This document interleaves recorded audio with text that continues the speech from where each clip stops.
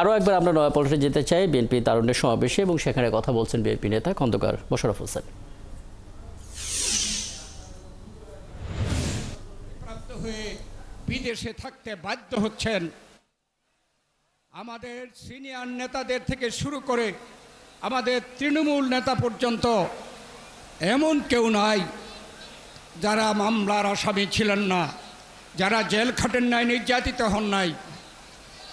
এবং আমরা দাবি করতে চাই আমাদের সেই 15 বছরের আন্দোলনের চূড়ান্ত পর্যায়ে 2024-এ যে ছাত্র গণ অভ্যুত্থান হয়েছে তারই চূড়ান্ত এই অবস্থা। এবং সেই ছাত্র গণ অভ্যুত্থানে স্বৈরাচারের পতন হয়েছে, তারা স্বেচ্ছায় দেশ থেকে পালিয়ে গেছে। আজকে যে সরকার প্রতিষ্ঠিত, এই সরকারি সেই আন্দোলনের ফসল। আমরা প্রত্যাশা করেছি, প্রথম থেকে এই সরকারকে আমরা সমর্থন সহযোগিতার আশ্বাস দিয়ে প্রত্যাশা করেছি যে এই সরকার যে ওয়াদা করেছে যে তারা জনগণের কাছে তাদের অধিকার ফিরিয়ে দেবে, সেই অধিকার অতি দ্রুত ফিরিয়ে দেওয়ার জন্য আমরা আশা করেছিলাম। প্রায় 10 মাস অতিক্রম করছে, আমরা দেখছি জনগণের অধিকারের মধ্যে সবচেয়ে গুরুত্বপূর্ণ অধিকার হচ্ছে ভোটের অধিকার। সেই পর্যন্ত কোনো পদক্ষেপ নেয় নাই। আমরা সেই দিনও প্রধান উপদেষ্টার সাথে সাক্ষাৎ করে এইসব দাবিগুলো পুনরাবৃত্তি করেছি। সেই দিনও প্রধান উপদেষ্টার সাথে সাক্ষাৎ করে এইসব দাবিগুলো পুনরাবৃত্তি করেছি, যুক্তি দেখিয়েছি কেন জাতীয় সংসদ অতি দ্রুত এই দেশে হওয়া প্রয়োজন।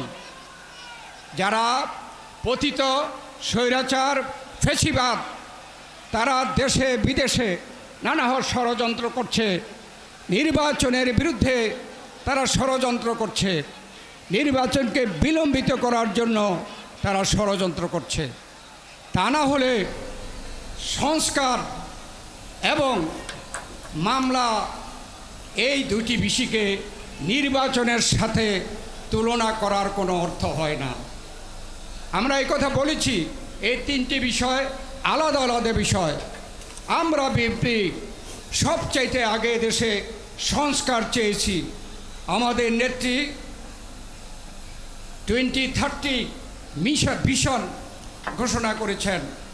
আমাদের ভারপ্রাপ্ত চেয়ারম্যান তারেক রহমান সেই 19 দফা কর্মসূচি জিয়াউর রহমানের, বেগম খালেদা জিয়ার ভিশন 2030 এবং বর্তমান প্রেক্ষাপটে তিনি 31 দফা সংস্কার কর্মসূচি দিয়েছেন এই জাতির সামনে।